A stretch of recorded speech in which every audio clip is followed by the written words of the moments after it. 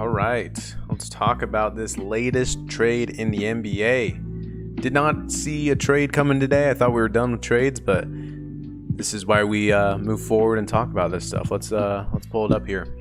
If you're new to the channel, make sure to subscribe. We're trying to break down all the moves made in the off season, along with making videos every day about the NBA, along with covering the summer league every night, and go from there.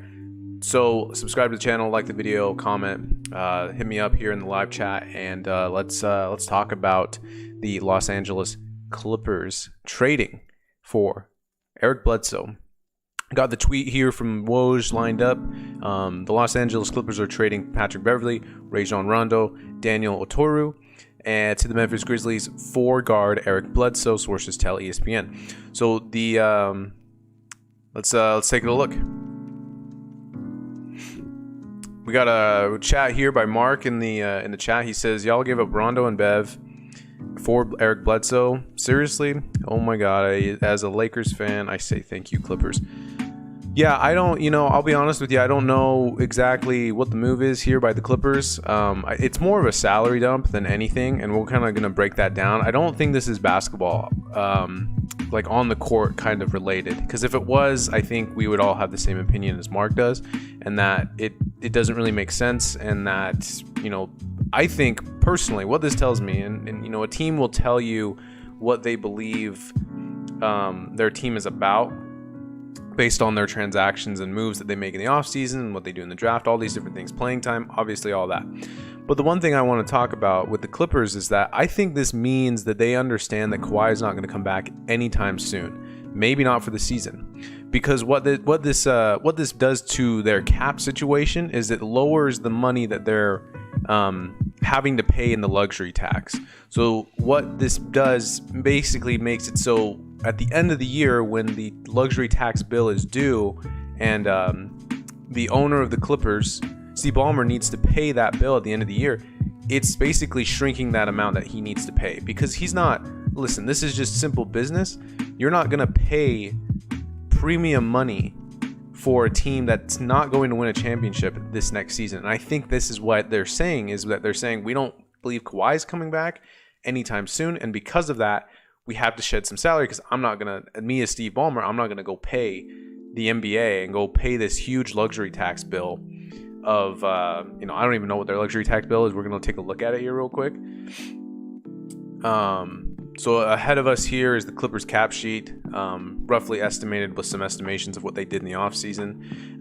But their luxury tax space is $30 million. So Steve Ballmer has to pay a huge amount of money in order to keep the team together. And so when that happens, he looks at this team and says, okay, we're taking, just simple math here, we're taking Rondo, we're taking Patrick Beverley. So just right there, that's 22 million, right? So 22 million plus a Toru. So roughly about 23 million, and we're taking it and we're sending it to this Memphis team that has Eric Bledsoe on their roster at 18 million. So they're saving themselves $4 million. And according to Bledsoe's contract, his deal is not going to be something that is a huge deal, because they could technically cut him next season, and because his contract is not guaranteed into next year. Another question in the chat here says, do you think the Clippers will get Siakam, and who will they give for Siakam? Siakam's contract, I think, is about $30 million. And so for the Clippers to do that, I believe they would have to send out probably, I don't know if they can make that happen, just cap-wise. They would essentially need to for sure throw in Marcus Morris, but I don't think they want to give up George in a deal like that. I don't think they would give up, and I just don't see the return. Like who is attractive for the Clippers, or excuse me, who's attractive for the Raptors that they see on the Clippers and like, okay, we want that guy. I don't know. I think you could probably find a better deal if you're Toronto for a Siakam trade. I just don't know if the Clippers have the players, because they're not going to give up their 2 stars in Kawhi or Paul George. And other than that, I don't know if I'm like super happy with getting Marcus Morris in return. Kind of going back here, if you're just joining us, the Los Angeles Clippers have traded for Eric Bledsoe. they have traded away Patrick Beverley, Rajon Rondo, and Daniel Turu to the Memphis Grizzlies. Make sure to like the video, guys. We're going to be streaming here for the next just few minutes, taking any questions if anybody has any other questions. Yeah, let's talk about, so about roughly 23 million, I think it is the combined salary for the three players that they're coming in for Memphis. So they're taking on money. Quinquis, a regular on our channel, says W for the Grizzlies. I agree. So I actually think that remember how low the stock is on a guy like Eric Bledsoe. He came into last season and obviously traded away from Milwaukee in the Drew Holiday trade. Goes into New Orleans, just doesn't fit. Wasn't a great year for Bledsoe, so his stock is extremely low. So what the Pelicans decide to do is they trade him away to Memphis, who says, okay, we're going to bring in Bledsoe, but there was already rumors saying that he wasn't going to last to the season even. And so their thing is, their goal now to do, or to figure out what to do, I should say, is to move Bledsoe to a team that may need a point guard and take on bad contracts and be able to do something. I am interested to see if there's a pick involved here, because there's nothing that mentions a pick. It's just Beverly and Rondo. Now, this adds more playmakers in the backcourt and experienced dudes who have been, Rondo has 2 rings, right? And so Memphis now becomes a team that has a little bit of veteran leadership. They have a defensive dog in Patrick Beverly. And the best thing about this is that they got all this from Eric Bledsoe, who wasn't actually like a huge dude that everyone was going to think was going to have this kind of return on a trade. I think this probably takes away some Tyus Jones minutes for them. Let's go to the chat here. So Pringles says, I know the Clippers trade was terrible, but I think they did that to free up cap space, and they will pick up Lowry in free agency. They very well could. I do think they're over the cap, so I actually don't think they have enough money to pick up Lowry Markkanen unless a sign and trade happens, which would probably mean they would need to trade away. Looking at their money, I think he's likely to get about 15 million annually. So if that happens, then I think the trade would have to include Marcus Morris, which, maybe is Markkanen an upgrade from Morris? I think in some ways he is, but in some ways he's not. But yeah, there is a potential sign and trade maybe that they're working out. I think there's maybe another potential move for the Clippers to make, possibly. But I think they look at the team and they say, look, we have to cut our salary down because we're not anticipating Kawhi coming back this season. And we have a lot of, a high luxury bill because, again, we're over the cap. So that kind of goes in with the Markkanen thing. They can't sign Markkanen. They don't have enough cap space to do that because their money from salary is super high, one of the highest in the league. And so, unfortunately, their Pringles, I don't think Markkanen's an option. He says, nah, Morris better than Lowry. Yeah, I agree. I think Morris, while he's not the perfect player, I think he does what he needs to do and fills his role pretty well with the Clippers and what they do over there in LA. So again, I just think of it like if you guys had to pay a whole bunch of money at one point at the end of the, let's just say in 6 months you need to pay a big amount of money and you have an opportunity to cut your costs by, letting a go of, in this case, players, but in your own reality, let's say just little expenses that you can cut out of your life. Just something that I think Steve Ballmer and the front office there in the Clippers are trying to do. And at the same time, they do bring in a player that they think and can hope maybe that is a better producer with the Clippers as opposed to what he had been with his last year in Milwaukee and then last year with the Pelicans. So it really is interesting here. I thought this was a pretty interesting trade. Again, let's talk about Memphis. We've talked a lot about the Clippers here. Let's talk about Memphis. Again, guys, if you're watching, if you haven't subscribed to the channel, feel free to. Making videos like this every day, and trying to bring breaking news as soon as we get it and, talk about it before anybody else does. So Memphis, on their side, they So they add, again, these two young guards. They bring in Toru. I'll be honest with you, I don't know too much about Toru off the top of my head. But they do maybe get a young prospect that can grow with their team, maybe. And then at the very least, they're getting Rondo and Beverly for just 1 year. So it's not like they're, screwing themselves over, to think that we have to pay Patrick Beverly and Rondo. No, it's just one season and they're free agents. So they'll come in, produce, do their job, be leaders, then leave.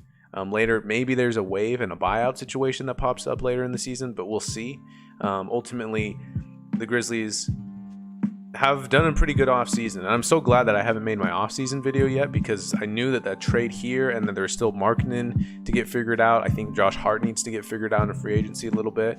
And so this is obviously something we need to talk about when we're doing offseason winners and losers and grades, if you will. Cheesy says they must think he's equivalent to Russell Westbrook. Yeah, I know. I totally. I think that Bledsoe is maybe not the guy I would have hoped for if I was a Clippers fan, but again, I think a lot of it just comes down to money. I think the Clippers and I think the Lakers. If you're a Lakers fan, you can take comfort in this. I don't think the Clippers think that they're going to be winning a lot of games this season. And again, why keep a core group together when your main star is gone for probably the entire year, and having to pay a lot of money at the end of the season? Again, I've said it a couple times here, but Steve Ballmer has to pay a check because of the team being in the luxury tax, and to be able to bring that number down that he has to pay, he's going to make that cost. For 2 expiring contracts on the Clippers, it makes a lot of sense. But I think this is a salary move by the Clippers, and for the Grizzlies, they just get some dudes that can help relieve Ja Morant of his point guard duties and having to be on ball so much. Maybe give him a few minutes of rest, because again, we all saw Ja Morant play in the Utah Grizzlies, or the Utah Jazz Memphis Grizzlies series. He was having to do so much. He had to shoulder so much of the load, and nobody else could really make a play. So not to say that Beverly and Rondo are that great, but I think they maybe can help a few minutes to give Morant a little bit of rest. But ultimately, the Clippers, again, get Eric Bledsoe. If you're just joining us, again, feel free to subscribe to the channel. The tweet is up right here from Adrian Wojnarowski.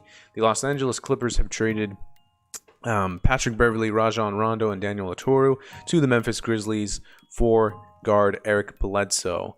That is all we're hearing right now. I'm going to double check here if we're not missing anything else.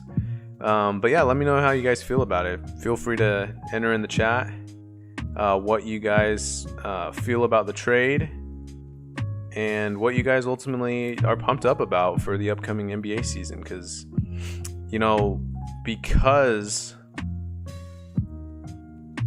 let's see here, because of the COVID situation and everything, and that moving the schedule, we're going to get a schedule release next week, and then in about 7 to 10 days is what was reported. And then after that, we'll start training camp relatively soon, and then boom, we're already back into the NBA season. So we're going to cover it all as best as we can here on this channel. Feel free to subscribe. But let's talk about it. We'll probably be streaming here for the next maybe about 5 or 6 minutes. Again, Clippers trading for Eric Bledsoe, if you haven't seen by the thumbnail. And we're breaking it down here a little bit, talking about the Clippers and what it means to them. Again, I think that they just got off some money, and it makes it so that it's a little bit better for them to move forward with the team that they have. And again, I'm not going to lose sleep over losing Patrick Beverly and losing Rajon Rondo. And they also don't sacrifice picks as well to get rid of that salary. What was tweeted on another tweet of his, it says, the Grizzlies, with an already packed roster, are open-minded on the futures of all 3 players in Memphis and will likely consider trades, with some of those arriving in this deal.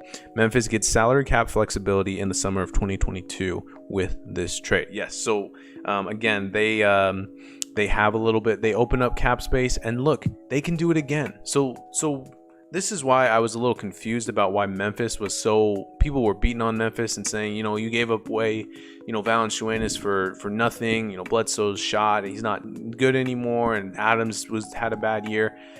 But they got the 10th pick and got a prospect that they liked.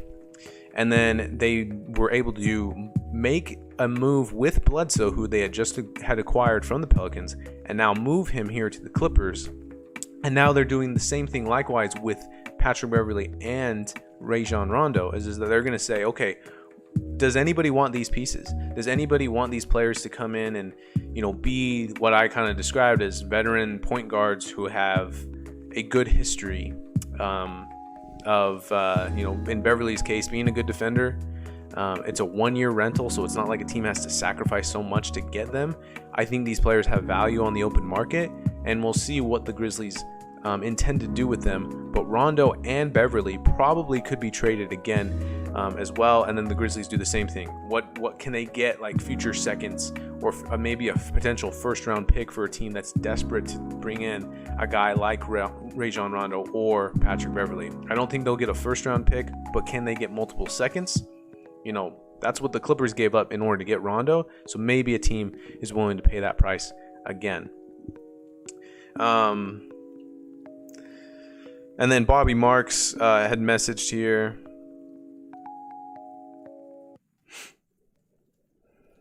Fan94 Nick here on the chat asks if Bledsoe is Bledsoe a free agent next year or this year. So he's a free agent next year. Let me show you that here.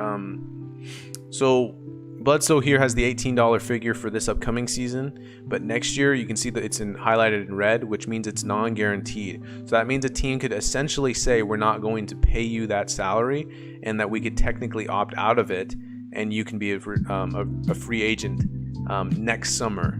But this season, he currently will be on, as of right now, the Clippers roster, and then next season they can make a decision as to whether they want to keep him or whether they want to not guarantee his contract going into next season, into the 2022 to 23 year.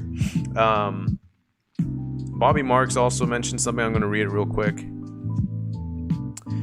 Let's see, LA. So this is the key thing, and I'm going to actually throw this one up here because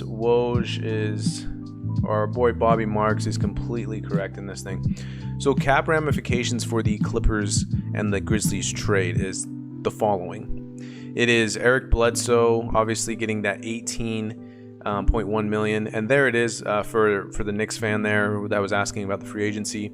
19.4 is for next year. However, 3.9 of that is guaranteed. So a team can basically say, we're going to pay you that money, and then I believe we can just cut you and then go from there. The Clippers will see their luxury tax bill drop from $125 to $95 million. So that saves them $30 million. So again, keep in mind this if you're Steve Ballmer, who has to pay the luxury tax bill at the end of the season. He now is paying $30 million less. Obviously I'm not in possession of that kind of money, but that seems like a simple thing to do. And all you had to do is you're bringing in Bledsoe, who you can easily cut next season if you don't want him for long term, or you could potentially trade him again. And then all you gave up for that was a young prospect that wasn't playing a whole lot, and then Patrick Beverly and Rondo, who were on expiring deals. So I think the Clippers do a good job. Now, is it the sexiest thing? Is it the thing that's going to make Clippers fans say, oh my gosh, we just got Eric Bledsoe and now we're going to be really, really good this season? No, it is a money issue, or it's a money situation for the Clippers to be able to free up money for them and make sure that, like Bobby Marks says, that their tax bill drops by $30 million. Can you believe that? Like, this trade opens that up. There's also a trade exception that comes out of it. I don't really get too excited about trade exceptions. It's hard to make a deal around those sometimes, but it is what it is. And then obviously there's the figures for the upcoming seasons for Aturu, Rondo, and Beverly. Teflon John said, they did a good job making their team worse. Yeah, I mean, again, I just don't think the Clippers are, if you were telling me that Kawhi is missing the season and also that including the playoffs, I don't think that we should expect too much from the Clippers this year. And then this is just this is manifesting itself by they're basically manifesting that same opinion by making this move. They're saying it. If we had Kawhi, maybe we do hold on to this team and bring this core team back and maybe try to go run at a championship. But because he's going to probably be out for a majority of the season, we have to make some, cap casualties. And when we have to be able to do something to lower this luxury tax bill. And again, they did. They dropped it from $30 million. So I know a lot of people are going to look at this and say, man, why did the Clippers trade away, Beverly and Rondo and just get back, the ghost of Eric Bledsoe? I understand that, but this is a move that's not necessarily basketball related. It has to do with the salary cap. It has to do with where the Clippers are at with their luxury tax bill. And so, but ultimately, I think Memphis, whether they decide to move on from Beverly or Rondo, or they could be able to do something and maybe get more pieces in the future, maybe second round picks for a team that, is there a team out there? Think of a team. I'm just going to try to think of a team right now, like that would appreciate Patrick Beverly. Maybe a team that needs more defense.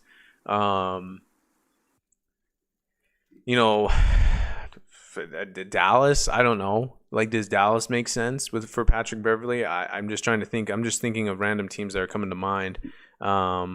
Maybe something like that, but how much does Dallas want to pay, or does any team want to pay for Beverly or Rondo? I don't know if it's the highest, but Memphis is going to try to squeeze out like a sponge. They're going to try to squeeze out everything they can for a team to give up some pieces that matter for Rondo or Beverly.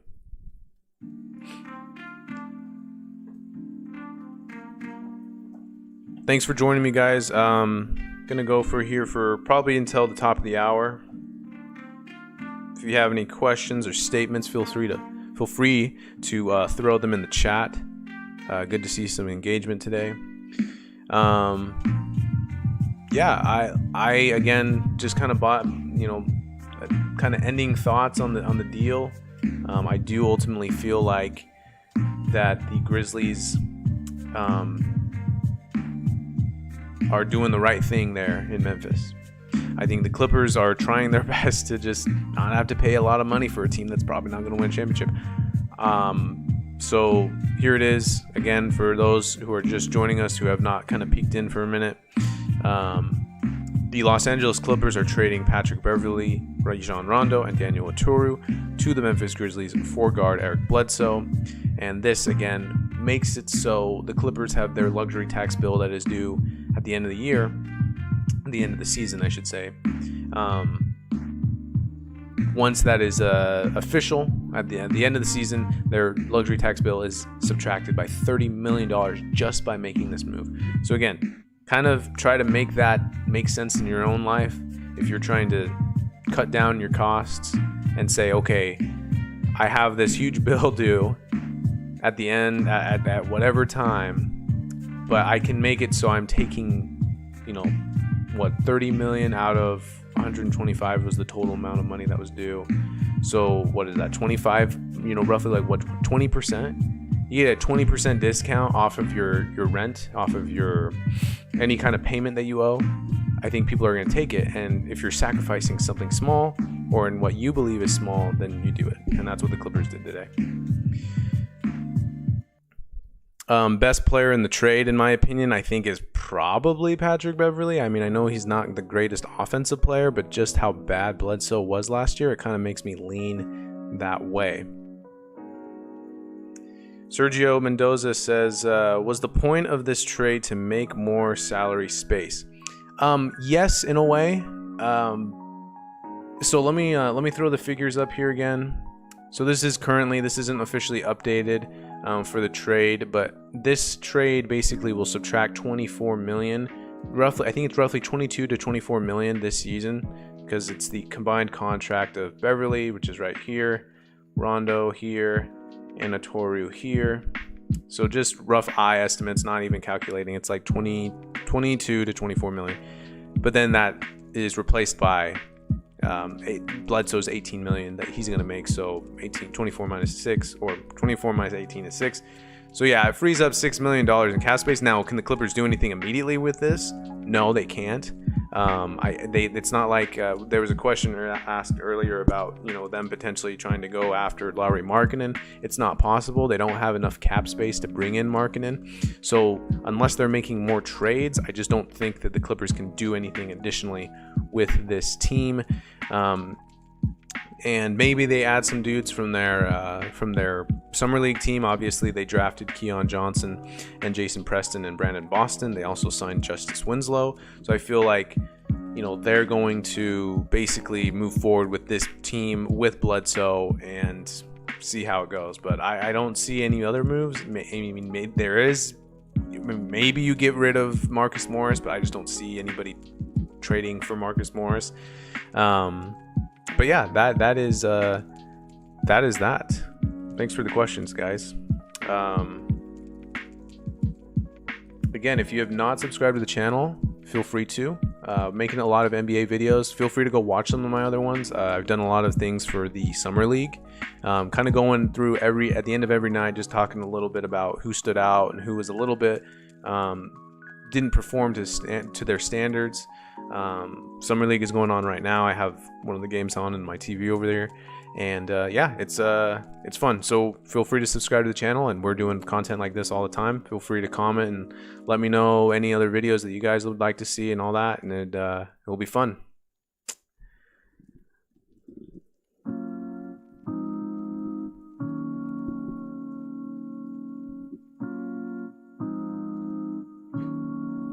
All right.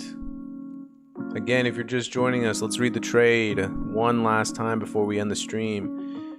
Los Angeles Clippers are trading Patrick Beverley, Rajon Rondo, and Daniel Oturu to the Memphis Grizzlies for guard Eric Bledsoe. This makes it so Memphis on their side can potentially use Patrick Beverley and Rondo in other trades to be able to move their salaries to another team, try to get some value back for them. And then what it does for the Clippers is that it makes it so their luxury tax bill that is due at the end of the season is a lot less. I think it was $125 million.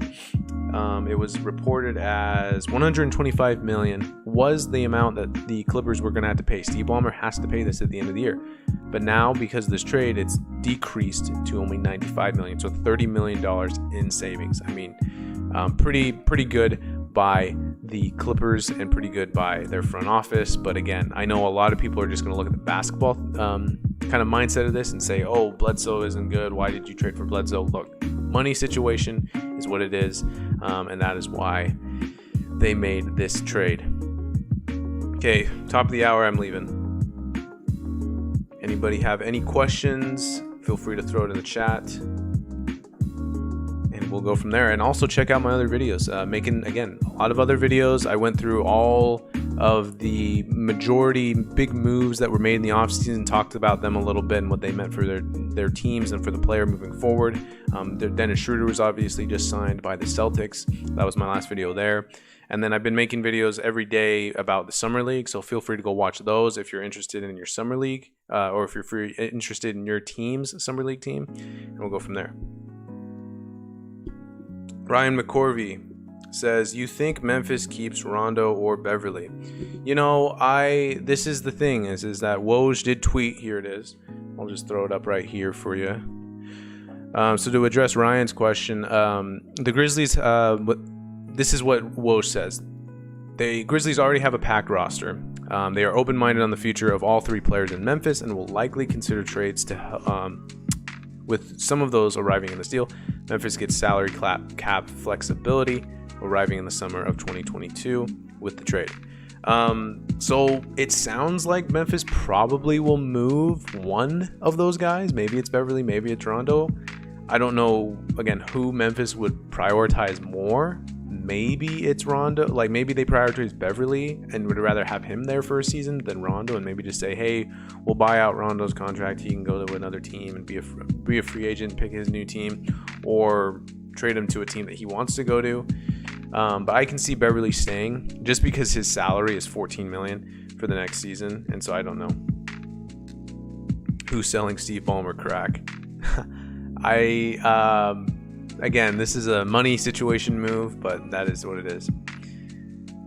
Sergio says it was baffling how Kawhi signed a 4-year, $176 million deal, but he had the potential to earn way more money. I agree. And again, this kind of comes to the thought process of, I think this Kawhi injury is more than what we're being told it is. Because right now, it's just like, we know it's like a partial tear, I think is the word.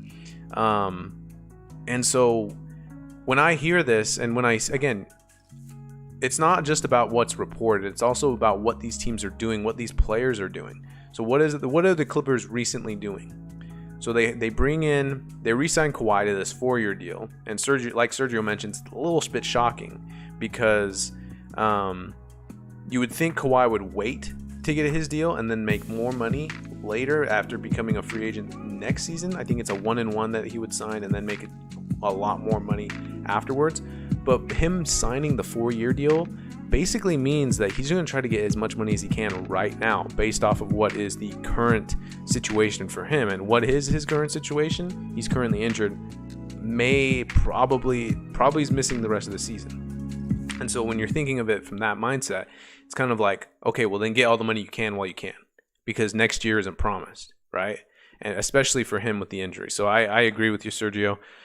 It was a little baffling to me as well that he made that signing, and just super interesting, from that angle of it. But then again, Clippers basically with that signing, with this trade, it tells me that Kawhi is probably not coming back this season. Just gonna, if you're a Clippers fan, that needs to be in your head, and it needs to be in the reality of what this trade was. Good questions, everybody. Again, feel free to subscribe to the channel. Making more videos like this for Summer League, all the NBA transactions that have happened here in the off season. I will also make a winners and losers, kind of grade teams on what their off season was, and go from there. But thanks for watching today, guys. I know it's past top of the hour, but I might stay a little bit more. What are we looking at? Looking on a 30-minute stream. Yeah, let's give it like 3 minutes. If you have any other questions, feel free to throw them in. I'll take some at the end to kind of get a little bit more. I'll take more questions here if anybody has some. Again, if you're just joining us, the Los Angeles Clippers are trading Patrick Beverley, Rajon Rondo, Daniel Oturu to the Memphis Grizzlies for Eric Bledsoe, and that trade was announced roughly about an hour ago now by Woj. A little under an hour ago.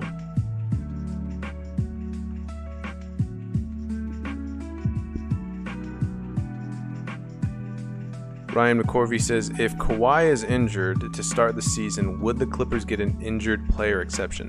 I believe they would. I don't know too much about those exceptions, but I do know that, like, if a player is gone for a majority of the season, who was it? I think the last one that I remember, I think there's been more after this, but like I remember like the Chris Bosh injury where he just was unhealthy to play. I can't remember what his situation was, but the Heat did get a exception to be able to sign more players and to get a little bit more money to work with for the future. So yeah, I believe the Clippers actually would. And I think Gordon Hayward probably got one when he got injured a few years ago in his debut game with the Celtics. So yeah, I think they can, but I'm not 100% sure on that. Thanks for the question though, Ryan. I'll definitely check into that. Sergio says, is it possible for the Lakers to get Rajon Rondo? Would that would be a great reunion. Yeah, because the Lakers kind of still need another ball handler. Because I know, like, obviously Russ is there. Westbrook's over with the Lakers. And, I think their goal is to try to make it so, like, LeBron doesn't have to do so much work and be on ball as much as he is. So I definitely think that's a possible good scenario, like, of a team that could land Rondo, and it doesn't cost them that much money. The only issue with that, maybe it works, because I'll tell you this, in order for that to happen, salaries do need to match, I believe. So with the Lakers just signing a bunch of people, I don't think they can officially be traded for until like a certain point through the season. So just off the top of my head, I think it's like I think it's January or something typically. Like if a player was just signed as an unrestricted free agent to a team, they can't be traded like 2 days later, right? Unless it's a sign and trade, which they can't do with any of their guys because I think it's official that they're a part of the team. So I'll give you one, and let's just look at it just for the look at it. So Marc Gasol is the only other dude that would be on the roster, 2.6. So is that enough to be able to trade for Rondo, who was on the Clippers here? 2.6. And Rondo was 8. So probably not. So maybe they do later, like maybe it's like they trade Wayne Ellington or, you know, whoever it may be, and Gasol to the Grizzlies, you know, make Marc Gasol go back to the Memphis. But yeah, I like the fit, but I just don't know how good it can work. Or I should say, what am I trying to say? I'm trying to say that I don't know how attainable a trade like that is, I should say.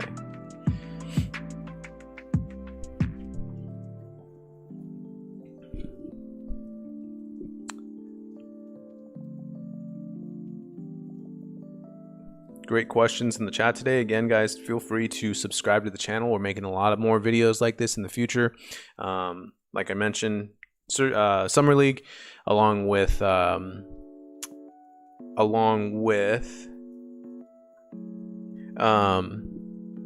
know, off-season winners and losers. We'll do some team previews once we get closer to the regular season, and go from there and kind of try to figure out what's the newest on the NBA. And go from there. Looks like we're getting a little less questions here, so we will likely end the stream here just in a minute. Thanks for joining me, guys. It's been fun. Enjoy the rest of your Sunday. Again, subscribe to the channel if you want more good NBA content. I try to interact with as many people as I can on these videos. I'm grateful that we had a good audience for the live stream today. Yeah, you guys enjoy the rest of your Sunday, and I will see you guys in the next video. Subscribe to the channel.